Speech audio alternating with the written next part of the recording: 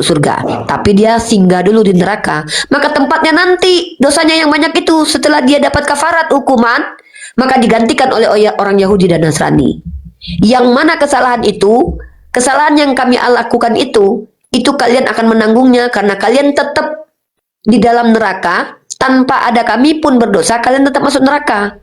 Tanpa ada saya, kalian tetap kami masuk sudah neraka. di neraka nih. Kami kan sudah di neraka. Contohnya saya kan orang Kristen, saya sudah di neraka nih. Kami tidak mempercayai Allah, tetap kami masuk neraka. Walaupun kami masih di dalam neraka, tetap dosa yang kalian buat.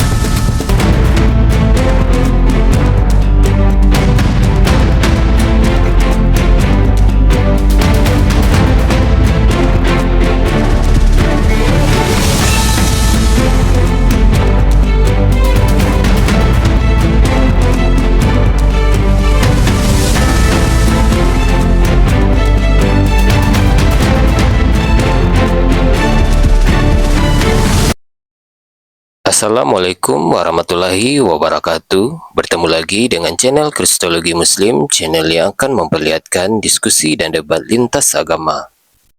Pada kesempatan hari ini, semoga kita semua dalam keadaan sehat walafiat, selalu diberikan kesehatan, dan segala macam urusan dilapangkan, dipermudahkan, dan dilancarkan seperti apa yang diharapkan, dan juga diberikan segala kecukupan ekonomi, rezeki yang berlimpah yang tidak pernah habisnya dari Allah Subhanahu wa Ta'ala. Di video kali ini masih seperti biasa, saya akan memperlihatkan diskusi dan debat lintas agama di mana nantinya apologet Islam dan oknum Kristen akan saling bertanya dan menjelaskan agama masing-masing. Yang mana kita akan bisa menilai mana agama yang benar-benar bisa diterima dan dipahami secara akal pikiran manusia yang berakal. Di video ini juga kita akan melihat diskusi dan debat Unirifa dan apologet Islam lain dengan beberapa oknum Kristen yang mana kita bisa mendapatkan ilmu dan pengetahuan tentang ajaran Islam dan ajaran Kristen. Dan bagaimana berjalannya diskusi ini, apakah akan berjalan tenang dan santun atau malah sebaliknya memanas, di mana biasanya oknum Kristen jika tidak sanggup menjawab pertanyaan dan juga tidak terima ajaran dan isi kitabnya dibahas, mereka akan emosi dan marah, bahkan sampai menghujat pribadi atau ajaran. Nah, daripada penasaran dengan diskusi dan debat ini, mari kita simak saja videonya sekarang. Ini juga menolak bahwa Yesus itu adalah firman yang memiliki pengetahuan sendiri, memiliki kehendak sendiri. Masa firman menerima firman? Kita kan punya akal, Dek. Itu namanya bertele-tele ya. Nih, coba kamu baca. Segala firman yang engkau sampaikan kepadaku, telah kusampaikan kepada mereka. Jadi, Yesus ini menyampaikan firman Tuhan. Sama seperti Musa.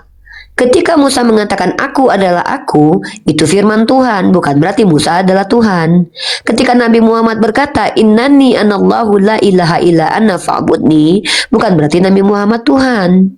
Tetapi mereka dikatakan Allah, bukan berarti mereka Allah, karena mereka menyampaikan firman Allah, nah Bunda.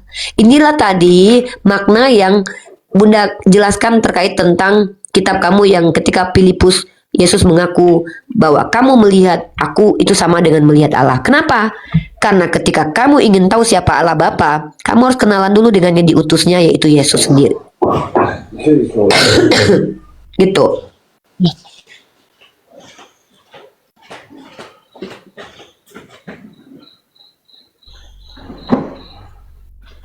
Coba Bunda mau bertanya nih sama Kison. Yesus itu firman yang menjadi daging. Dia punya pengetahuan nggak? Punya pengetahuan. Kenapa dia tidak tahu hari kiamat? Karena hari kiamat kan hanya Allah yang tahu. Katanya dia firman yang jadi manusia. Berarti firman nggak tahu kalau nggak dikasih tahu.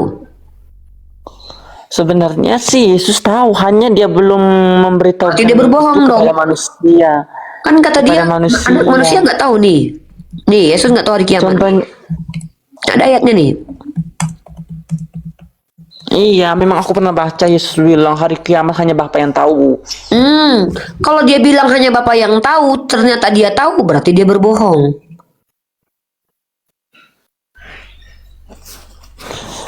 Masa Yesus berbohong, nak? Itu fitnah itu, nggak boleh menuduh Yesus berbohong. Masa Yesus orang baik bisa berbohong? Nggak mungkin. Dia kan mengajarkan ajaran yang benar. Masa dia mau berbohong? Nggak lah. Dia benar-benar nggak tahu. Kalau dia tahu tapi dia bilang nggak tahu, berarti dia pura-pura nggak tahu alias berdusta. Kan nggak boleh begitu. Itu namanya menghina kepada Yesus. Janganlah. Yaudah, Ikson belajar dulu Bible-nya. Coba Bunda mau kasih Ikson dalil-dalil yang harus ditanya sama pendeta, sama pastor atau romo. Coba tanya sama pastor atau romo. Di dalam Galatia pasal 3 ayat 13, benar nggak Yesus itu terkutuk? Coba tanya ya. Tidak ada Yesus terkutuk. Yang tentang salib tuh Bunda. Ya, coba baca saja Galatia pasal 3 nomor 13. Silakan dibaca. Itu sih kalau menurut saya yang setelah Yesus, kalau orang yang salib setelah Yesus itu memang harus terkutuk. Karena penyalipan itu pas di masa Yesus, nggak boleh ada salib lagi. Makanya dibaca dulu ayatnya, nak. Oke Bun, memang aku hanya dengar yang tentang Oke. salib itu yang terkutuk. Udah kita baca ya, sama-sama ya. Nanti cross check sendiri ya. Nanti cross check sendiri di rumahnya. Benar atau tidak yang Bunda bacakan. Galatia pasal 3 nomor 13.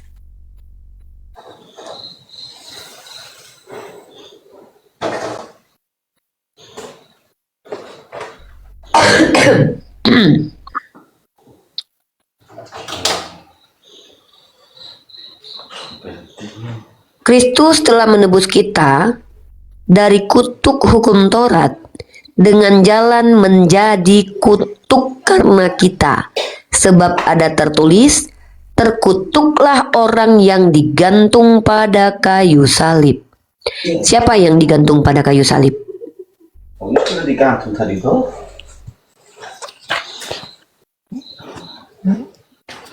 Yang dua orang yang mungkin. Yesus tidak digantung di kayu salib. Kan memang digantung, tapi dia menerima semua kutukan-kutukan yang telah diberikan kepada manusia. Berarti Ikson Makanya- mengakui Yesus terkutuk gara-gara Ikson.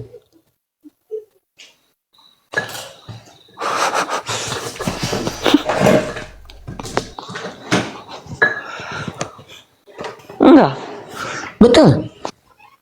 enggak. Lah, katanya dia terkutuk gara-gara kalian. Gimana dong? Tebus dosa manusia, makanya Yesus disalibkan. Coba Kan gimana Yesus gimana? disalibkan itu kan untuk menebus dosa umat manusia. Berarti Ikson yang merampok, mencuri, Yesus yang harus menanggung dosa itu. Iya, karena Oh, jadi, tunggu. upah dari Iksan- dosa itulah maut. Ya, upah dosa Karena adalah manusia maut. tidak, iya, karena manusia kan tidak bisa, harus kan Upah mati dosa kembali adalah maut. kepada Allah. Bentar. Upah dosa adalah maut, betul? Hmm. Ikson dosanya sudah ditebus sama Yesus. Sudah dosa asal. Tetap mati atau gimana? Nanti tetap bakalan mati nggak? Iya, bakal tetap mati, Loh, tapi ya di kalau akhir- gitu ya tetap berdosa di dong. akhir, Bunda, bukan kayak gini. Maksudnya pas naik ke surga itu kami hidup kekal bersama Yesus, nggak masuk neraka. Lah, upah dosa adalah maut. Gimana ini ceritanya? Upah dosa adalah maut. Kalau Ikson itu berdosa, Ikson mati. Yesus mati berarti dia berdosa. Yesus mati, dia berdosa. Yesus tidak berdosa, Bunda. Upah dosa adalah maut. Berarti manusia mati karena berdosa, bukan? Iya, karena berdosa. Yesus pernah mati nggak? Yesus tidak berdosa, kenapa buat pembagian berdosa masuk? Nah makanya kalau dia tidak berdosa, kenapa dia yang dikatakan mati? Upah dosa adalah maut. Kalian yang berdosa, Yesus yang mati. Iya, Sekarang karena kan pertanyaannya, Yesus suci. ya kalau dia suci kenapa dia harus mati? Kan upah dosa adalah maut. Berarti Karena ketika kan dia kayak mati, gini, Bunda. Karena kayak gini, Bunda, kan Yesus saya datang tanya, ke enggak, dunia. gitu. Bentar, jangan dijelaskan. Makin dijelasin nanti makin nggak jelas. Bunda mau tanya dulu. Orang berdosa di dalam agama Kristen itu bisa mati atau tidak? Orang ya jelas mati. Kalau orang tidak berdosa mati atau enggak? Mati juga. Jadi orang berdosa dengan yang tidak berdosa sama-sama mati. Iya, mati. Kenapa Henok dan Elia nggak mati-mati? Henok dan Elia udah mati mereka. Di mana tertulis Henok dan Elia sudah mati? Dia langsung ke surga loh tanpa Yesus loh. Ya, Henok karena kan itu langsung ke dengan surga. seizin Allah ya mereka naik. Ya kalau begitu mereka tidak berdosa dong. Yesus ini kan dia datang ke dunia terus dia nebus dosa umat manusia karena dosa sama dosa yang nggak bisa saling nebus, harus datang yang suci. Siapa yang mengajarkan itu untuk menebus dosa manusia itu harus manusia yang suci untuk menebusnya? Yang ngajarin siapa? Allah. Di mana tertulis? Di Yohanes tidak salah Karena begitu besar kasih Allah, dia Karunia mengaruniakan anaknya yang tunggal, Anaknya bukan yang tunggal. menumbalkan, Dek. Bukan menumbalkan tapi mengaruniakan. Jadi Yesus itu bukan kutukan tapi jadi ini karunia. Bun, kita baca sampai ayat yang selanjutnya itu. Silakan dibaca. Kan kayak gini Allah bilang, saya telah mengaruniakan anakku yang tunggal untuk menebus dosa umat manusia. Begitu besar kasih Allah. Mana di situ sehingga Ia begitu? mengarunia- Kenapa kok ditambah-tambahi firman Tuhannya, Dek? Nggak boleh, Nak. Celakalah orang yang telah menambahi firman Tuhan dan menguranginya, nggak boleh. Itu datang dari si jahat. Nggak boleh, Nak. Baca betul-betul kitabnya. Dengarkan baik-baik. Hitler membunuh 6 juta jiwa orang Yahudi. Kalau dia mempercayai Yesus sebagai Tuhan, dia masuk surga? Bagaimana? Hitler membunuh 6 juta jiwa orang Yahudi. 6 juta jiwa orang Yahudi. Kalau dia percaya di akhir hayatnya Yesus adalah Tuhan, dia masuk surga? Iya. Ya. Dan hukuman karena telah membunuh 6 juta jiwa Yahudi ini ditanggung Yesus. Dengan cuman mati 3 hari aja. Yesus bukan mati 3 hari, dia Berapa pas hari disalibkan matinya? ya masuk dalam kuburan itu dia sudah bangkit. Oh, nggak nyampe pula 3 hari matinya. Cuma di berapa hari yang lama ketiga. matinya? Di hari yang ketiga baru dia keluar dari kuburan. Baru dua hari pula matinya. 6 juta jiwa orang Yahudi dibunuh oleh Hitler. Hitlernya masuk surga. 6 juta jiwa ini hanya ditebus dengan matinya Tuhan cuma 2 hari. Wow. Nggak bahkan nggak sampai 2 hari, hanya 1. Nggak sampai lagi 2 hari. 1 hari pula. Wow. Iya. Karena Wow. gini Bunda, yang Yesus tebus dosa umat manusia itu bukan dosa yang kita mencuri, kita merampok, kita berbuat dusta, enggak. Terus dosa yang mana? Dosa asal yang dari Adam dan Hawa. Oh, jadi dosa Adam doang yang ditebus Tuhan. Adam dan Hawa sampai sekarang sampai di kita itu dosa Oh, asal yang dosa Adam dan Hawa saja. Kalau dosa Ikson ditebus nggak? Bunda, dosa asal Bunda tahu nggak? Nggak ada dalil dosa waris dalam Bible, nak. Nggak ada. Coba tunjukin. Dosa asal itu yang seperti Adam dan Hawa yang makan buah terlarang itu Bunda. Dan ketika Tuhan melarang Adam makan buah pengetahuan baik dan buruk, dan Adam memakan itu, dosa itu diwariskan kepada keturunan Adam. Iya. Kalau dosa Hitler diwariskan nggak kepada anak-anaknya, membunuh 6 juta jiwa Yahudi?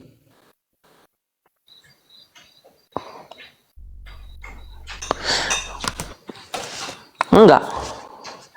Berarti lebih mulia pohon pengetahuan baik dan buruk daripada nyawa orang Yahudi.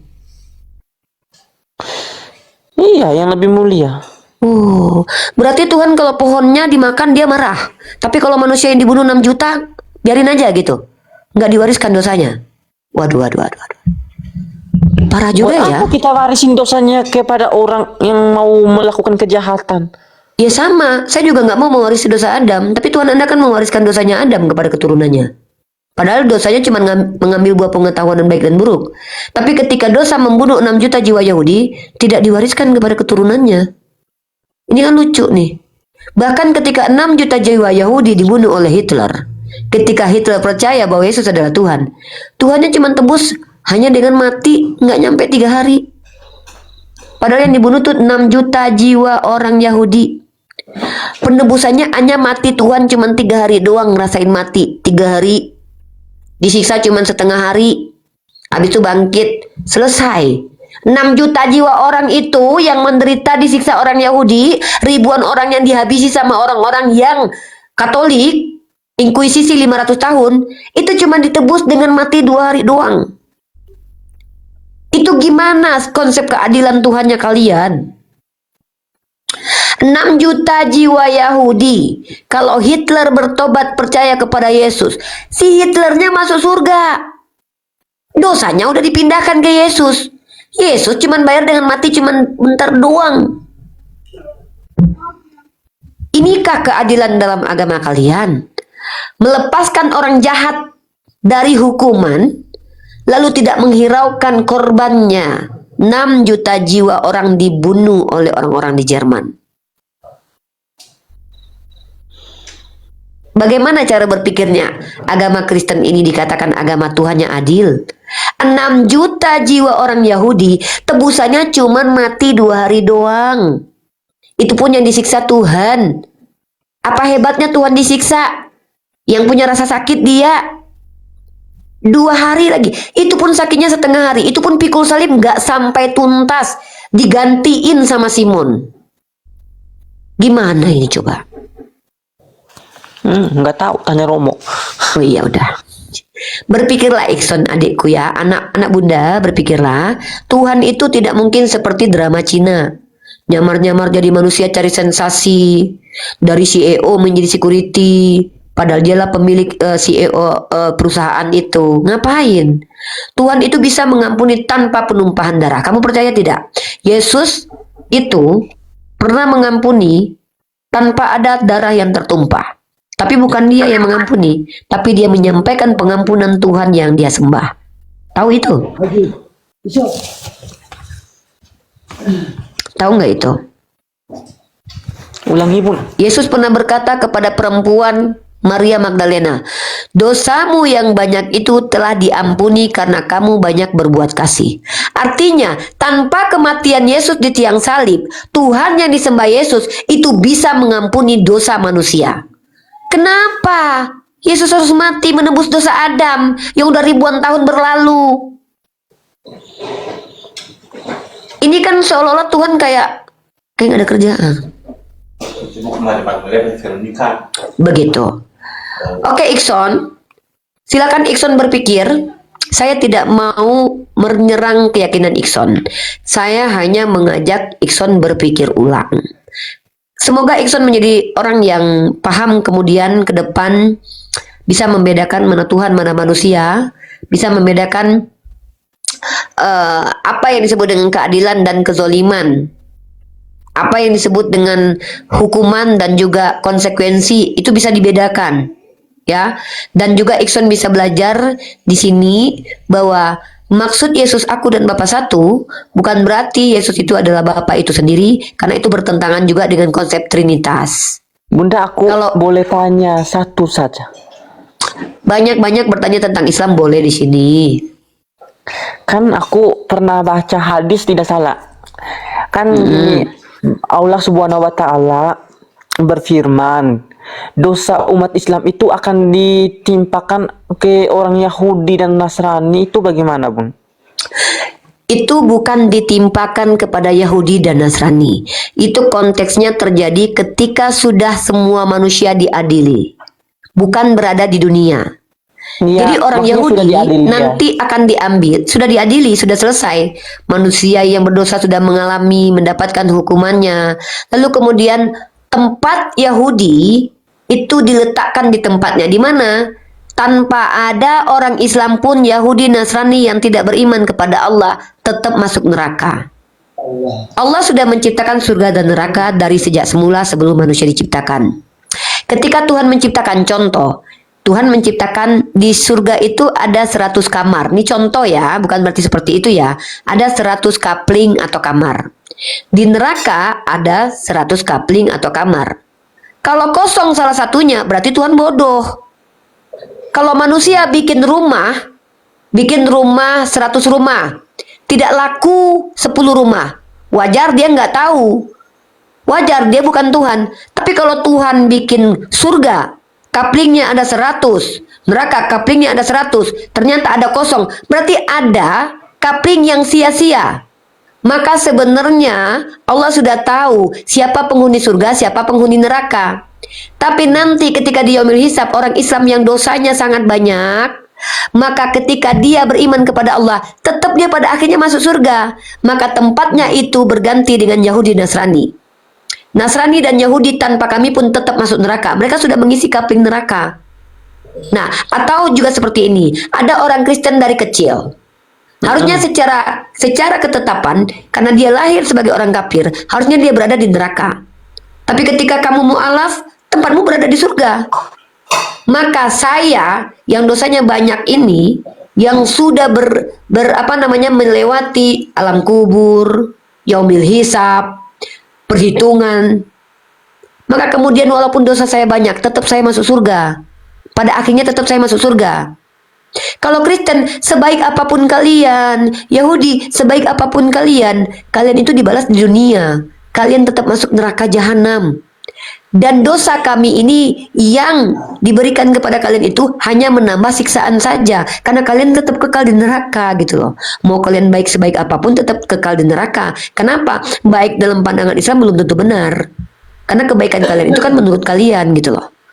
Jadi ini yang disebut dengan Yahudi dan Nasrani itu menjadi penebus untuk orang Islam. Sebetulnya sama seperti dalam Amsal pasal Oh, 18 berarti ya. kayak gini Bunda. Berarti kalau umat Islam yang dari kecil, walaupun dosa mereka banyak, setumpuk pasir, setumpuk batu, tetap masuk surga. Pada akhirnya memang mereka tetap masuk surga, walaupun mereka mendapatkan hukuman atas perbuatan mereka. Kalau mereka misalkannya tidak bertobat di dunia, mereka tetap akan menanggung akibatnya dulu. Tapi mereka tidak akan pernah kekal di neraka, selagi mereka tidak pernah syirik dan musyrik. Maka tempat kosong neraka tadi yang kami berpindah itu dihuni kalian. Ngerti nggak? Nih, saya dosanya banyak. Ketika saya di yaumil hisab, ternyata dosa saya masih ada. Saya belum bertobat, belum memperbaiki diri. Saya Jadi disiksa dosa di dalam itu- neraka. Bentar dulu, sabar. Saya disiksa dalam neraka nih. Ketika saya disiksa dalam neraka, ya kan, kalian masih sibuk dengan, kan kami dulu di dalam Islam itu gini ya. Dalam Islam itu konsepnya yang dihisab pertama sekali itu orang Islam, umatnya Nabi Muhammad. Baru yang kedua orang Yahudi, baru yang terakhir adalah orang kafir dari kalangan Nasrani. Nah, jadi ketika kami sudah dihukum, dan ingat ya, yaumil hisab itu bukan sehari 2 hari loh. Dikumpulkan seluruh manusia mulai dari Adam sampai terakhir nanti. Dan semua detail apa yang kita lakukan itu dibukakan pada waktu itu. Jangan berpikir 1 hari 2 hari yaumil hisab itu. Nah, ketika saya yang sudah disiksa di neraka dengan dosa saya yang setumpuk, maka kemudian tempat saya yang di neraka tadi itu dihuni sama kalian yang sudah dihisap lagi, datang kalian menghuni tempat itu. Karena neraka itu tidak mungkin kosong, karena Allah menciptakan sesuatu tidak mungkin sia-sia. Saya yang tidak pernah kafir kepada Allah, setelah dosa saya tebus di neraka, kalian menghuni tempat saya yang disiksa tadi, saya pindah ke surga. Gitu. Karena kalau di Kristen, orang yang sudah tetap masuk neraka nggak bisa keluar kan dari neraka. Di kami beda. Umat Islam yang sudah masuk neraka itu bisa dikeluarkan oleh Nabi Muhammad Sallallahu Alaihi Wasallam. Kenapa? Karena seluruh umat Islam itu pasti masuk surga. Walaupun ada yang menyelesaikan dulu tugasnya di neraka karena dia belum bertobat di dunia. Tapi bagi yang dosanya sudah tidak ada, sholatnya benar, langsung masuk surga, nggak perlu lagi mampir ke neraka. Makanya dalam Islam itu pertama sekali yang dihisap adalah sholatnya.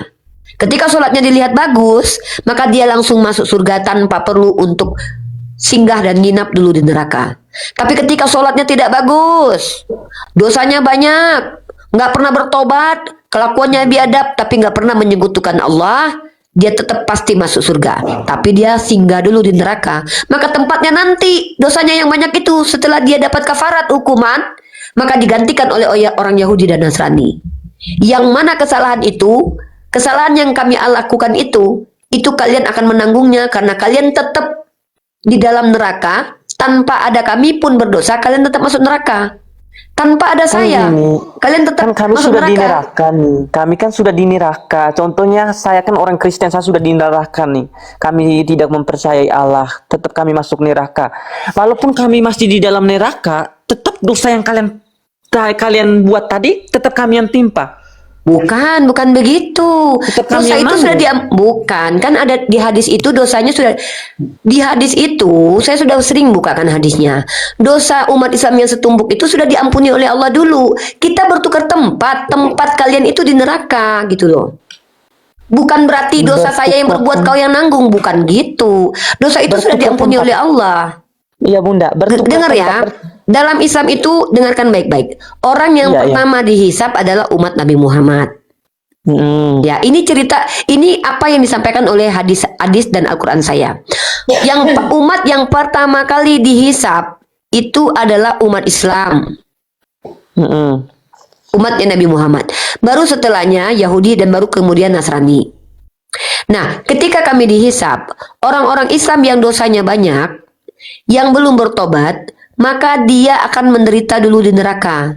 Nah, ketika dia nanti sudah selesai, maka nggak mungkin neraka itu kosong. Kalau kosong berarti sia-sia yang Allah ciptakan. Tempat itulah yang kalian huni nanti.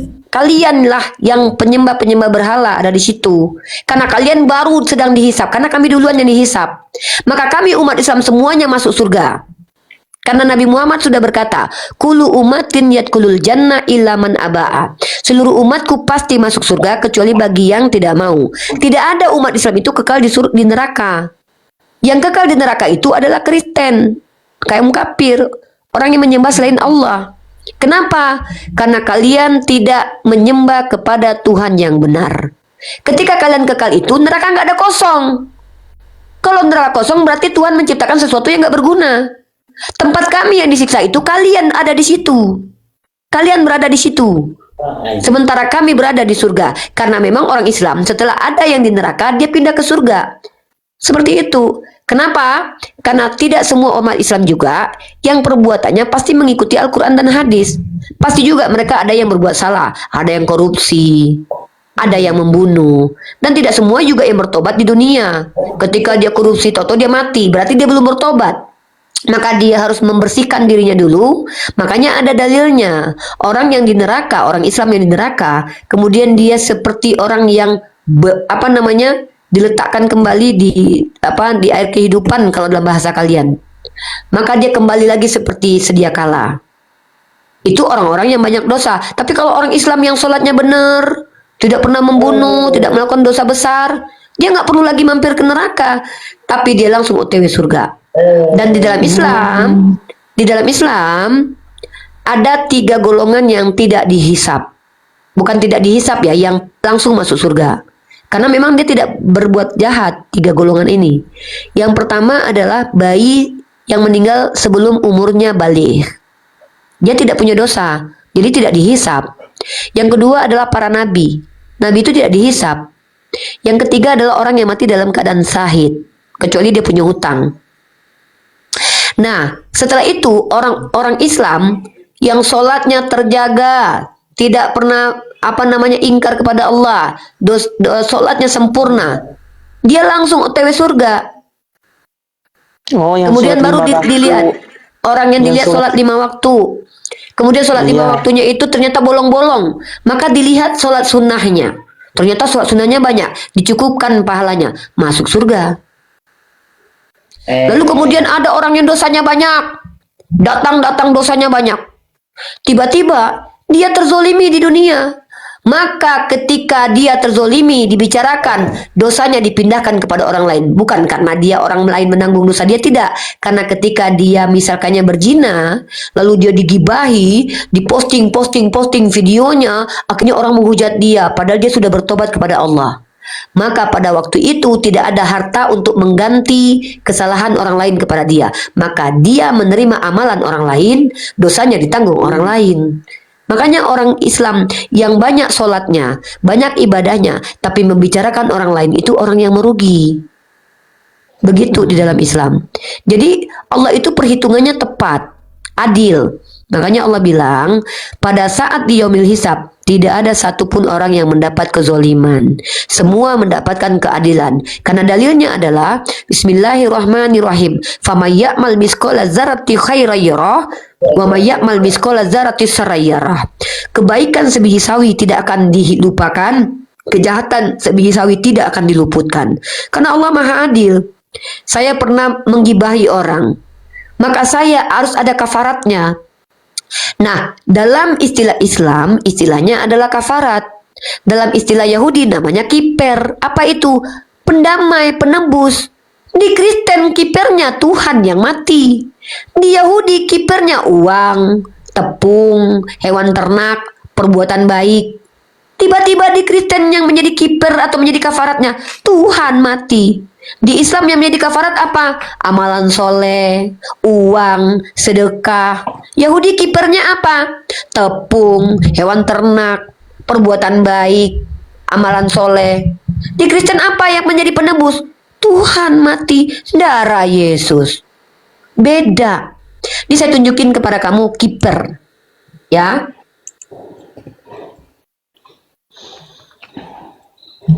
Ini namanya adalah penebus. Penebus itu maksudnya apa? Yang menutupi, yang mengganti. Contoh, Rasulullah Shallallahu Alaihi Wasallam pernah bersabda kepada perempuan-perempuan Islam, banyaklah kalian bersedekah karena di antara kalian banyak masuk neraka. Rasulullah mengajarkan supaya saya tidak termasuk orang yang masuk neraka. Kenapa? Dengan cara bersedekah, saya melepaskan diri saya dari neraka. Itu namanya kafarat. Hukuman di dunia dengan cara melaksanakan amalan soleh. Lebih baik kita menerima, membuat amalan soleh untuk menghukum diri sendiri daripada hukumannya adalah siksaan di neraka. Itu enaknya menjadi orang Islam. Karena setiap manusia itu punya kesalahan. Kesalahan yang disengaja bisa diampuni dengan cara bertaubat. Kiper di dalam orang Yahudi, saya tunjukkan ini ya.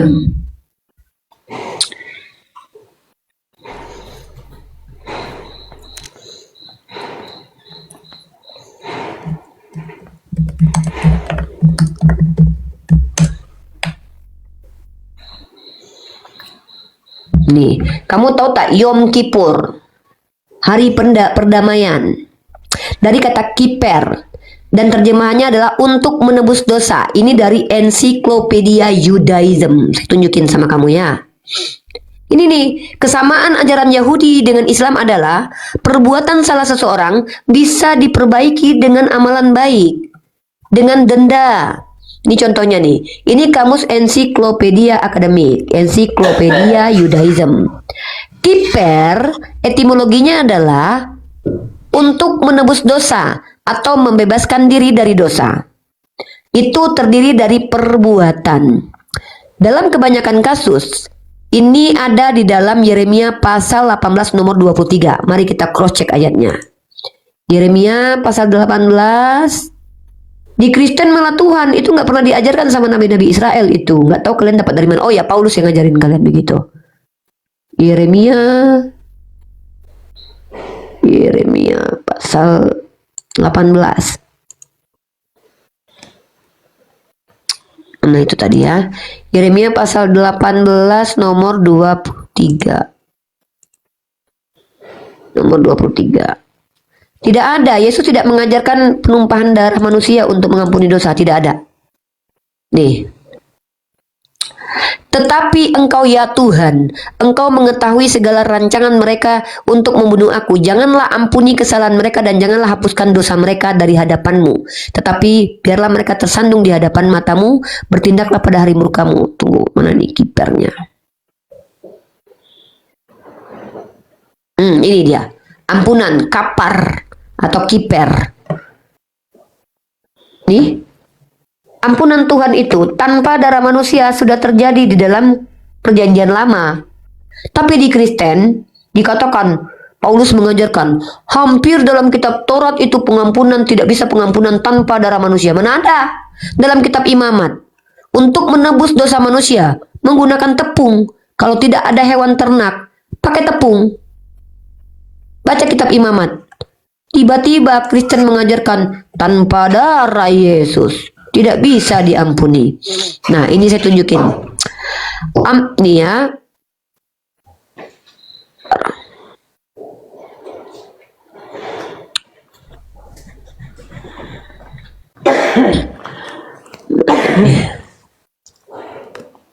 Nih, mana ya? Engkau harus mengambil tepung. Imamat 24 ayat 5 nih.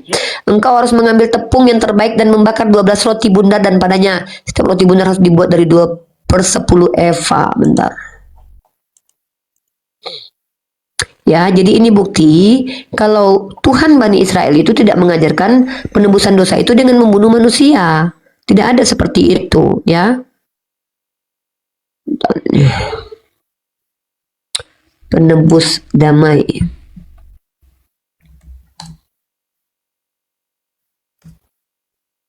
Paham, Ikson sampai di sini? Ajaran Kristen itu tidak diajarkan sama nabi-nabi Israel sama sekali ya. Yang menebus dosa itu bukan darah manusia, tapi perbuatan manusia. Sama seperti Rahab. Rahab itu seorang pesundal. Dia dibenarkan Tuhan bukan karena dia tercurah darah Yesus, tetapi karena dia dianggap berbuat benar. Apa perbuatan benarnya? Takiyah. Dia berbohong di hadapan orang Yeriko untuk menyelamatkan Bani Israel dari kejaran orang Yeriko. Maka itu disebut dengan takiyah. Bahkan bertakiyah pun di dalam agama Yahudi bisa menyelamatkan seseorang dari murka Tuhan. Ini yang disebut dengan kafarot atau kiper. Seperti itu. Ya, jadi Ikson silakan belajar lebih banyak tentang keyahudian yang sangat berbeda dengan kekristenan. Kristen ini muncul nggak tahu dari mana. Yang ngajarin juga nggak tahu siapa. Tapi setidaknya apa yang kalian imani itu tidak pernah diajarkan oleh nabi-nabi Israel. Karena nabi-nabi Israel tidak pernah menumbalkan anak manusia untuk mengampuni dosa. Dan perkara tentang tadi itu sebenarnya sudah tertulis dalam Amsal. Orang fasik menebus orang benar, bukan sebaliknya. Nih saya tunjukin dalilnya dalam Amsal ya.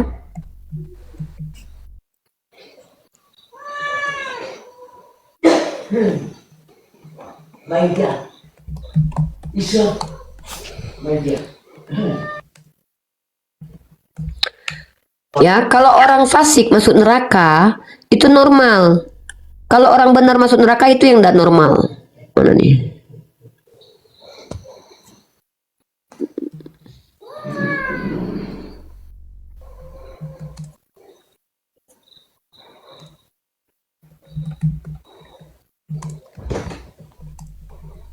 Amsal berapa itu? Amsal 18 ya.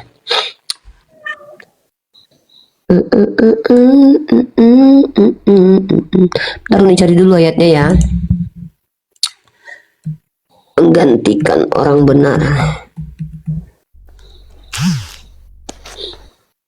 Banyak-banyak baca Bible Ikson ya. Dan baca dari kitab Kejadian sampai Wahyu biar kamu paham.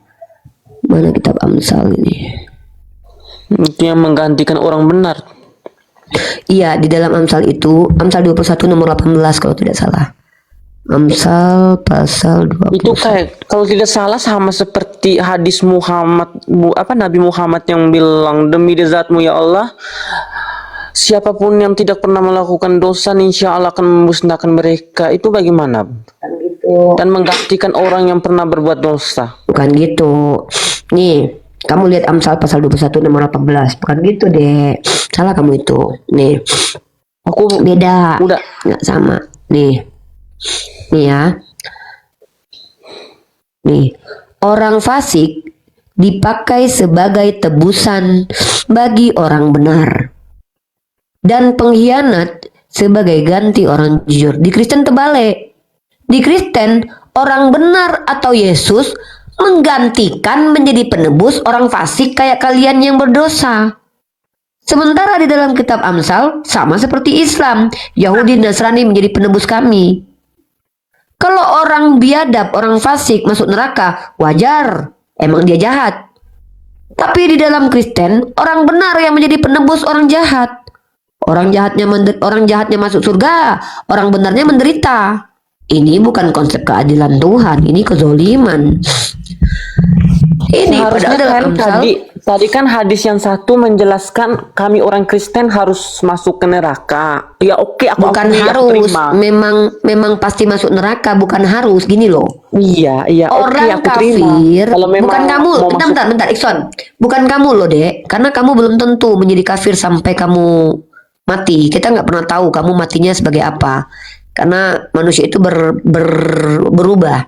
Yang saya maksud ini adalah orang kafir dari kalangan Yahudi dan Nasrani yang mati dalam keadaan kafir ya. Jadi mereka tetap akan masuk neraka, ada atau tidak adanya kami tetap masuk neraka. gini Begitu. Bunda, kan tadi kan di hadis yang satu menjelaskan kami orang Kristen atau orang kafir Yahudi dan Nasrani itu pasti masuk neraka. Jelas masuk neraka karena dosa orang Islam Bukan. digantikan Bukan. contohnya seperti Enggak. Salah. ya sabar aku Kalian jelasin masuk, dulu. kamu enggak berhak menjelaskan itu hadis saya tahu hadis itu. Kamu salah. Di hadis itu kalian masuk neraka bukan karena dosa kami. Kalian itu mau ada atau tidak ada dosa kami, tetap kalian masuk neraka. Kami ini dibebaskan dari neraka dengan dosa setumpuk itu karena kami sudah selesai diampuni oleh Allah dosanya. Tempat kami itu diganti sama kalian. Ngerti nggak Nah, sih? oke, kami Karena terima. kami kan Oke, sudah oke. berpindah ke surga letaknya. Gimana sih? Oh, iya. Aduh, Oke. Kan kayak gitu. gitu. Ya kan itu hadis itu kan menjelaskan seperti itu. Terus ada hadis lagi yang Nabi Muhammad SAW bersabda, demi Allah, orang yang berdosa itu orang yang tidak pernah berdosa akan digantikan orang yang berdosa. Harusnya kami yang berbuat dosa ini harus diganti dengan kalian. Nggak ada kayak gitu. Coba tunjukin dulu dalilnya lah. Jangan gitulah. Saya dari tadi baca kitab Anda. Itu saya tunjukin loh. Jangan gini ya. sabar. Sedangkan kita Soalnya- membaca, bentar. Kalian saja membaca Bible itu bisa kalian pelintir loh.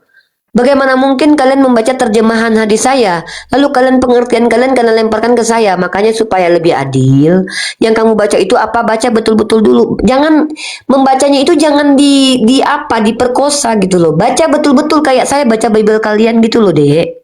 Saya dari tadi tuh memperkosa Bible kalian nggak sih? Saya tidak Coba. mengurangkan satu huruf pun. Bukan Al-Quran, Bunda. Aku nggak membahas Al-Quran. Aku Ya hanya kan kamu membahas bahas hadis. Makanya coba kamu pernah baca hadis itu nggak, Dek? Pernah, hanya Ya sudah, bacakan sekarang. Coba cari hadisnya simpan. dulu. Ya udah bacakan. Aku simpan baca. hadisnya, hanya carinya Ya udah setengah baca. mati. Soalnya banyak sekali galeriku ini. Ya enggak, ya berarti kamu harus bertanggung jawab. Bacakan dulu biar kita jelasin. Kalau kayak Sabar. gitu, ya sudah, silakan ambil waktu dulu cari hadisnya dulu. Sabar ya, Bun. Ya, boleh, Nak.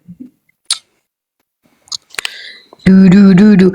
Oke, Coba aku sambil cari nyari hadisnya, Bunda mau nyanyi dulu boleh ya? Buat netizen-netizen yang sedang dalam keadaan gundah gulana ini ya.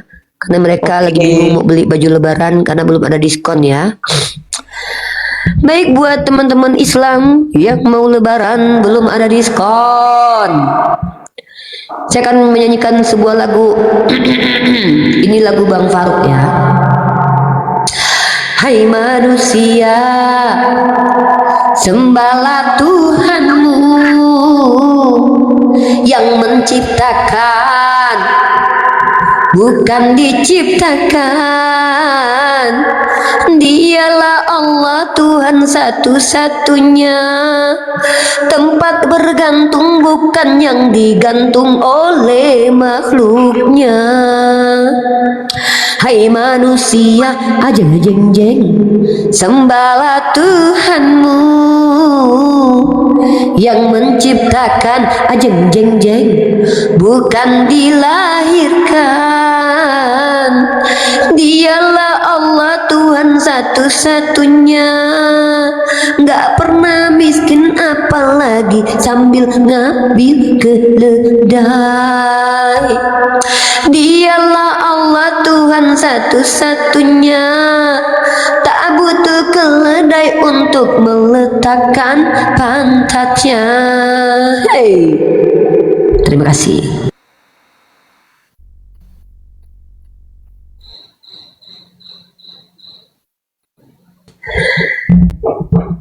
Ya, buat teman-teman semua, jangan lupa di follow akun Unirifa 14, Unirifa 19, Sahabat Unirifa, Bunda Gembala.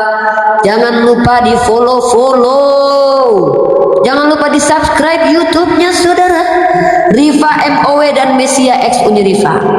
Sebentar lagi kita akan pindah ke Mesia X Unirifa, tapi mungkin kita pindah kepada Nandar.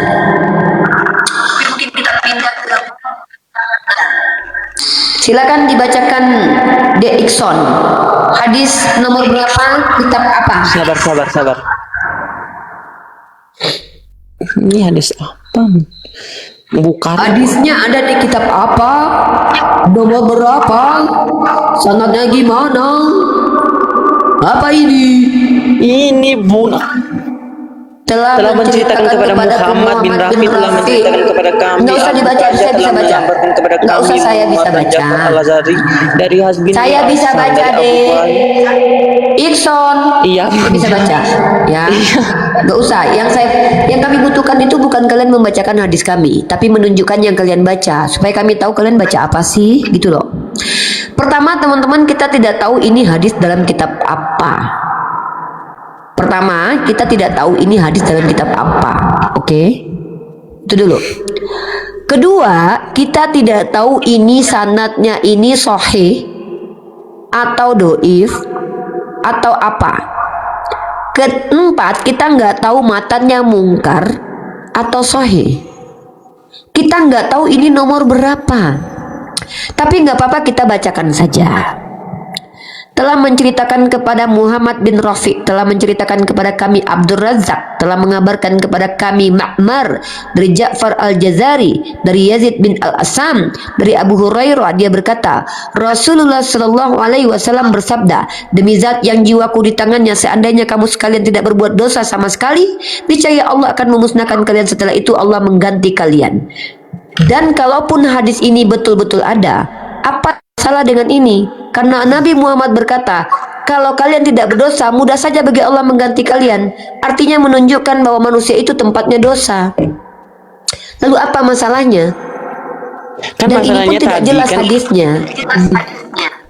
Apa masalahnya? ada Bun, hanya bagian atas ini enggak Ya, sampai, masalahnya ini apa? terlalu kecil. Saya tanya sama kamu, seluruh manusia dalam agamamu itu sudah berdosa atau belum?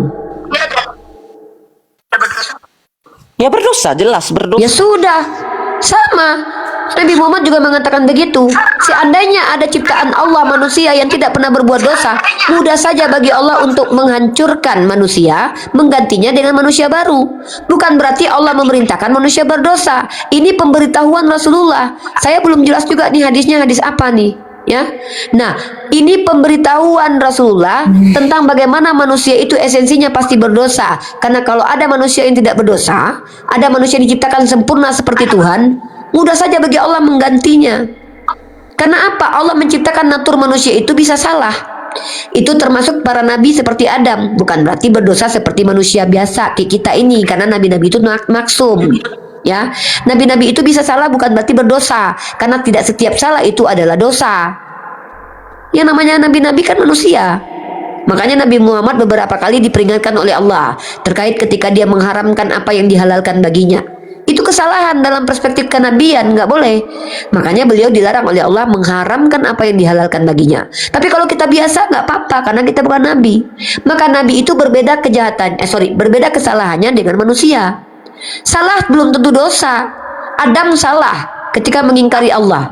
Apakah dia berdosa? Tidak. Karena fatalaqqa Adamu min rabbihi kalimatin fataba alaih innahu huwat tawwabur rahim. Pertama, hadis ini nggak tahu nomor berapa. Kedua, hadis ini adalah potongan. Yang ketiga, kami nggak tahu statusnya bagaimana. Kami nggak tahu kamu baca dari kitab apa. Maka ini adalah diskusi yang tidak akademis. Seandainya pun saya jelaskan kepada kamu, kamu belum tentu paham. Kenapa? Kamu tidak betul-betul mempelajarinya dari teks sumber aslinya. Beda dengan saya berusaha baca Bible pakai teks asli. Bahkan saya belajar bahasa Ibrani untuk supaya saya betul-betul mencari tahu dulu. Bukan hanya sekedar bertanya sama Kristen aja. Pertanyaan kepada Kristen itu setelah saya berikan, setelah saya cari tahu, timbul permasalahan, baru saya tanyakan kepada kalian. Karena sudah tidak ada lagi jawabannya. Kalau kalian belum membaca betul-betul, belum mengkaji betul-betul, udah melemparkan pertanyaan ini kepada kami. Ini bukti bahwa sebenarnya pertanyaan yang muncul dari kalian itu bukan karena kalian belajar, tapi karena tendensius. Tapi nggak apa-apa lah, udah biasa kok. Nggak apa-apa. Iya, lah. kalau bunda Mudah-mudahan kamu kalau paham. bunda nggak ya kalau bunda nggak terima ini, udah. Oh, Tidak saya bukan nggak nggak usah. terima, saya kan sudah jawab juga. Bahkan walaupun Iya, hadis iya. itu nggak jelas, saya sudah Udah. jawab juga kan. Ya, kalau ini aku tunjukin yang lebih apa? Yang ada suratnya itu, yang surat An-Nahl ayat 33 itu maksudnya bagaimana? Apalagi beda lagi. Tadi hadis, sekarang Al-Quran. Nah, surat An-Nahl ayat 33 tuh bunda. Itu maksudnya bagaimana? Yang mana? Coba bacakan terjemahnya, biar saya tahu kalau kamu itu sudah membaca. Sesungguhnya Allah menyediakan Bentar ya. yang berbaik dalam untuk- Sebentar.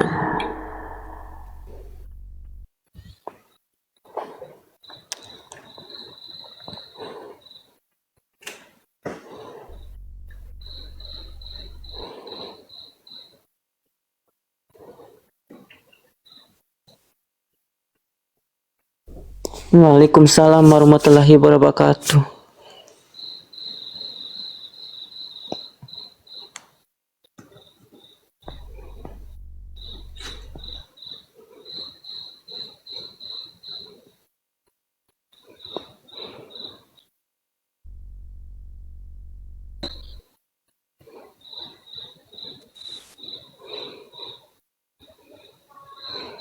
Bentar ya, Dek.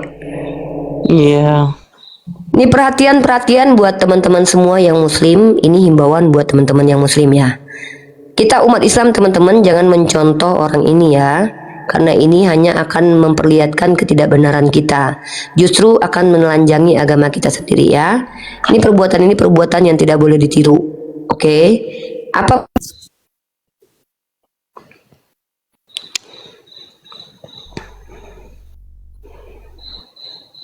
Darlan ya, dan dia seorang Kristen ya. Teman-teman lihat di sini ya, di bawah itu ada kata Wahyu 19:79. Encus nggak punya kon, itu penghujatan.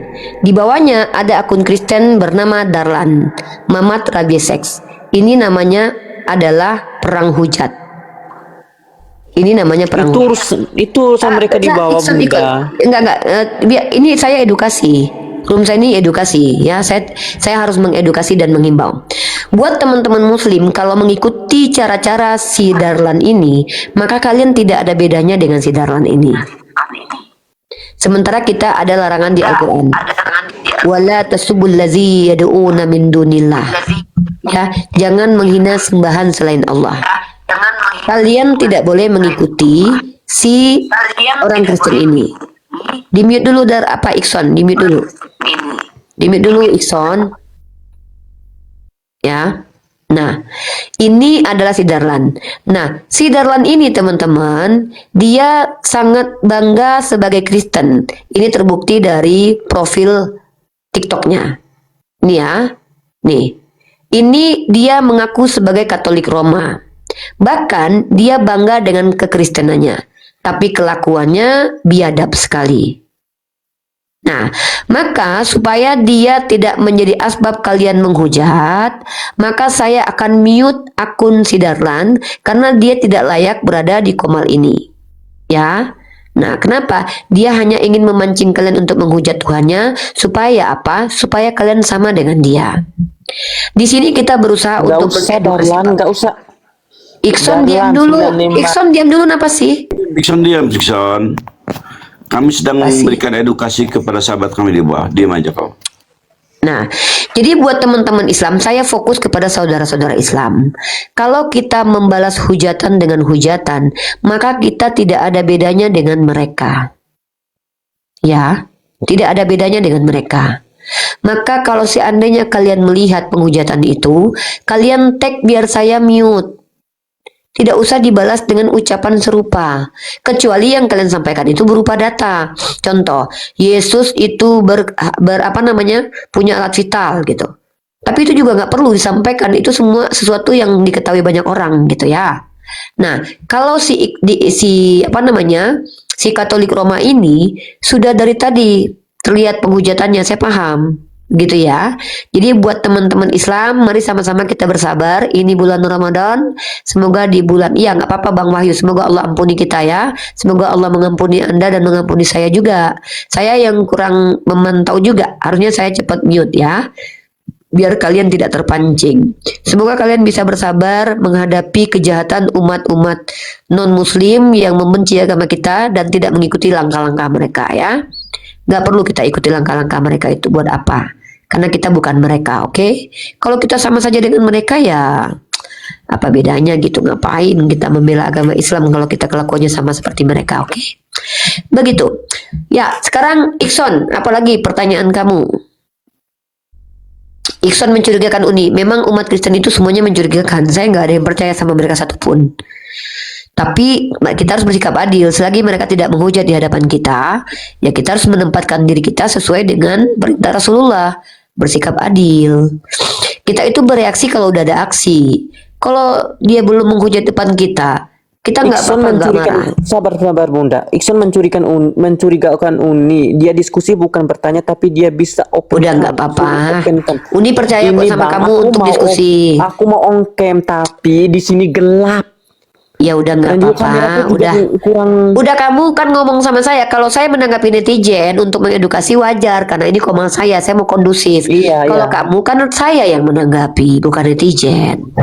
Silakan. Pertanyaan selanjutnya deh, apa nak? Nggak apa-apa. Apa nak?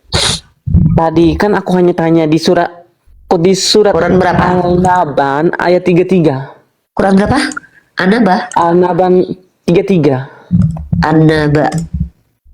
Ya, 33. Ya, 33. Pak Angon, ada yang mau disampaikan dulu mungkin sebelum? Enggak, lanjut dulu. Saya diminta gini aja di bawah, teman-teman yang udah minta permintaan, kalau Muslim baiknya mungkin ditarik lagi, dan bagi Kristen yang mau ini biar saya antri, biar suguhkan untuk rutina. Lanjut tuh.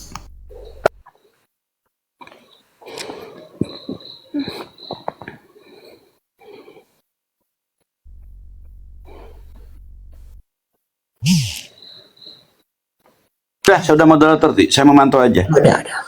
Nanti kalau ada yang menghujat agama kita dan kita mute aja. An-Naba. Diblokir aja. An-Naba 33. Iya. Aku nggak mau menghujat. Dan perawan-perawan yang sebaya umurnya, gadis-gadis belia yang sebaya. Apa yang mau ditanyakan? Di surga memang belia, bukan nenek-nenek nanti di surga. Yang mau ditanyakan apa? Wakawaiba atroba. Dan perawan-perawan yang sebaya umurnya atau gadis-gadis belia yang sebaya. Ini kan manusia-manusia di surga nanti kan perawan. Umurnya sebaya, nggak ada yang nenek-nenek. Apa yang perlu kamu pertanyakan di sini, brother? Anak bunda. Kenapa yang di tafsirannya itu aku baca perempuan berdada montok, menyediakan gadis-gadis montok. Ya, pokoknya itulah, aku nggak mau baca. Ya nggak ada lah di surga gadis-gadis tepos dadanya. Emang kamu pikir nanti berantem nanti kalau saya masuk surga, terus kemudian saudari-saudari saya yang saya tepos, ya saya ngadu lah sama Allah. Kok dada saya tepos, yang lain montok-montok. Semua nanti perawan-perawan di surga itu montok. Di dunia saja perempuan pengen montok, masa di surga tepos? Kalau seandainya tetek saya tepos di surga, ngapain masuk surga? Emang kamu pikir kalau di surga kamu nggak montok-montok gitu? Teteknya tepos semua, mama semua, nenek-nenek. Jadi surga kan kita dengan sebaik-baiknya bentuk, paling cantik, secantik-cantiknya. Yang namanya perempuan itu cantik itu ketika montok. Mana ada perempuan cantik tepos? Usianya muda. Jangan saudaraku. jangan berpikiran kotor ya. Kotor Tidak, itu ketika dengar baik, dengar baik. Ya saya paham, dengar ya. Di surga Islam itu yang ada itu adalah perempuan perawan, bukan perempuan yang maaf sudah longgar, bukan pesundal. Ya, nggak ada pesundal di surganya Islam ya. Yang kedua adalah kalau perempuan-perempuan di surga itu semua jadi perawan, ya kali teteknya tepos, pasti montok. Karena dengan sebaik-baik bentuk kami nanti, tiba-tiba saya masuk surga, tiba-tiba sumbing. Ya ngapain? Malu-maluin. Tiba-tiba masuk surga, teteknya gede sebelah. Nanti lama-lama di surga Allah saya buka muliakan tempat silikon. Memuliakan Allah Allah sebaik-baik mulia. bentuk. Tiba-tiba saya masuk surga, pantatnya tepos. Nanti di surga kami sibuk malah pasang silikon. Karena Allah menghadirkan manusia di surga itu dengan sebaik-baiknya bentuk. Lah, bentuk terbaik perempuannya berdada montok lah. Coba Menarik tanya sama hati yang mama memandangnya, kamu gitu. Kang, di ayat lain Iya. gitu. Menarik Coba hati kamu yang tanya memandang. sama mama kamu. Mah, mau tetek montok mama atau teteknya datar? Tanya. Jangan-jangan mama kamu pergi operasi silikon takutnya lagi ke Thailand kan? Saking di dunia ini banyak perempuan yang ingin berdada montok, dia pakai silikon. Di surga nggak perlu silikon karena sudah diciptakan dengan sebaik-baiknya bentuk. Ini namanya di surga. Masa di surga nanti dadanya tepos, kering kerontang? Bukan yang di tafsirannya itu, yang aku permasalahkan yang di tafsirannya itu. Apa? Yang kamu permasalahkan Allah apa? sediakan pula kenikmatan seksual, itu yang aku permasalahkan. Memang salah satu kenikmatan itu emangnya adalah kalau berhubungan. di surga itu- Saya tanya sama kamu. Berhubungan seksual itu nikmat atau enggak nikmat? Belum rasa sih. Belum pernah merasakan. Tanya sama bapak sama mama kamu. Kalau nggak nikmat mereka nggak mungkin berulang. Karena kan di dunia, ini kan di surga. Nggak mungkin lagi. Yesus- nggak mungkin Iya. lagi. Nggak mungkin lagi. Loh, Yesus justru menjanjikan 100 istri di surga loh. Matius 19 nomor 29. Kata istri diganti. Waduh, Nanda telepon.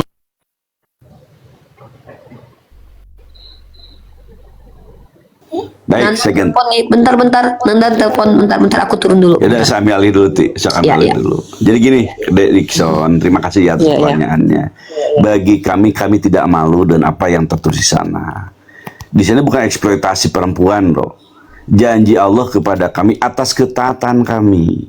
Ingat, perhatikan ya, kami Muslim tidak boleh sembarang memuaskan birahi kami kepada yang tidak halal. Makanya dalam Islam itu nikah itu bersenggama dengan istri itu ibadah berpotensi. Kenapa? Karena ketika menyalurkan kepada bukan haknya itu dosa.